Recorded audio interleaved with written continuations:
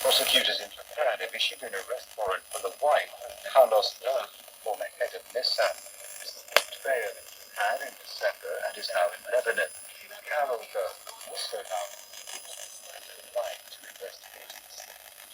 The French government is resuming talks with trade unions more than a month after national strike for its pension reforms.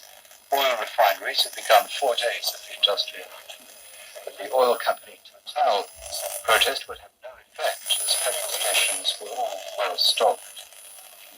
Puerto Rico has been struck by an earthquake that's plunged the island into darkness following an failure.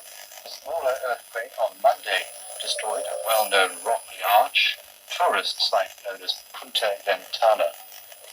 Those are the latest stories from BBC News. I'm on the island of Jamaica on a boat meeting a team of people getting ready to play a lot of we try to rethink our